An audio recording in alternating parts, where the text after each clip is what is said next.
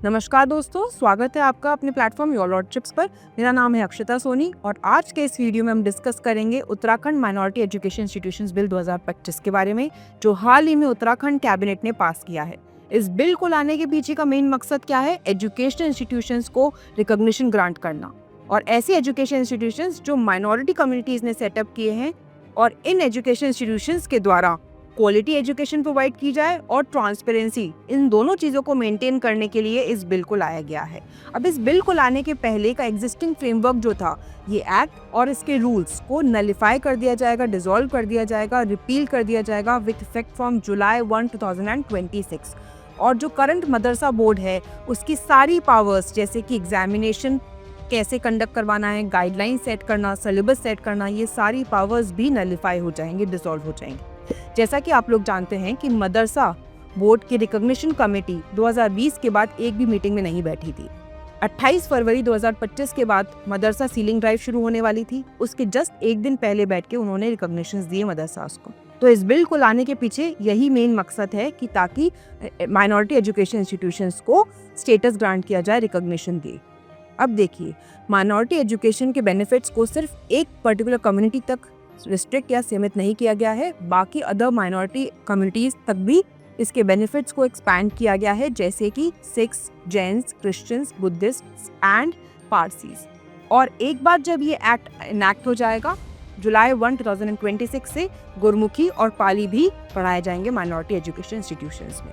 अब देखिए, बड़े स्टेटस, मोर पावर्स के साथ में रिस्पॉन्सिबिलिटीज भी आती है। तो अब एक कंसर्न अथॉरिटी होगी, Uttarakhand state authority minority education के लिए ये स्टैब्लिश की जाएगी ताकि रिकॉग्निशन ग्रांट कर सके माइनॉरिटी एजुकेशन इंस्टीट्यूशंस को। और ये एजुकेशन इंस्टीट्यूशंस को रिकॉग्निशन लेना मैंडेटरी होगा। इन एजुकेशन इंस्टीट्यूशंस को रजिस्टर करवाना होगा अपने आप को सोसाइटीज एक्ट, ट्रस्ट एक्ट या फिर कंपनीज एक्ट के अंडर, और इंस्टीट्यूशन के ऑफिशियल नेम पर ही जो भी असेट्स है, चाहे वो लैंड है, बैंक अकाउंट है या कोई भी असेट्स, आप इंस्टीट्यूशन के ऑफिशियल नेम पर ही लेंगे। अगर आपके इंस्टीट्यूशन, अगर देखा गया कि आपके इंस्टीट्यूशन ने कोई फाइनेंशियल मिसमैनेजमेंट किया है, या फिर वो अफेक्ट कर रहा है सोशल या रिलीजियस हार्मनी को, या फिर ट्रांसपेरेंसी नहीं हो रही, तो रिकॉग्निशन जो है वो विड्रॉ भी किया जा सकता है अथॉरिटी के द्वारा। और साथ ही साथ अथॉरिटी ये भी देखेगी कि कैसे स्टूडेंट के इवैल्यूएशंस फेयर और ट्रांसपेरेंट हो रहे हैं या नहीं। तो अथॉरिटी को मेन रिकॉग्निशन भी ग्रांट करना है, और साथ में मॉनिटर भी करना है कि किस तरीके से इवैल्यूएशंस हो रहे हैं। अब इस बिल को लाने के बाद कुछ मुस्लिम ग्रुप में कंसर्न्स हैं कि ये पोटेंशियल इरोजन हो सकता है आर्टिकल 26 और आर्टिकल 30 के उनके राइट्स का। आर्टिकल 26 और आर्टिकल 30 जो कि माइनॉरिटी एजुकेशन इंस्टीट्यूशंस को एस्टैब्लिश करना और रिलीजियस अफेयर्स को मेंटेन करने का अधिकार देता है। ऐसा लगता है मुस्लिम ग्रुप्स को कि इस बिल को लाने के बाद में मदरसा बोर्ड को जब नलिफाई कर दिया गया है, तो उसके एजुकेशन को जब वहाँ पे डिसॉल्व कर दिया गया, रिपील कर दिया गया है, तो इस बिल को लाने के बाद आर्टिकल 26 और आर्टिकल 30 उनका इरोड हो सकता है।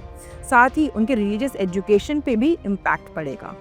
जैसा कि आप लोग जानते हैं कि मदरसा सीलिंग ड्राइव के बाद में करीब 452 रिकॉग्नाइज्ड मदरसाज हैं अभी स्टेट के अंदर। अब इसको और लीगलाइज करने के लिए, लेजिटिमेट करने के लिए इस बिल को लाया गया है। तो दोस्तों, ये था एक पावरफुल बिल ट्रांसपेरेंसी और क्वालिटी एजुकेशन को मेंटेन करने के लिए। लेकिन अभी भी कुछ ग्रुप्स में कंसर्न्स हैं कि ये उनके कॉन्स्टिट्यूशनल राइट्स आर्टिकल 26 और आर्टिकल 30 को इम्पैक्ट कर सकता है, उनके रिलीजियस एजुकेशन को इम्पैक्ट कर सकता है। तो दोस्तों, आपका क्या कहना है? कमेंट सेक्शन में अपना ओपिनियन ज़रूर बताइएगा। Thank you.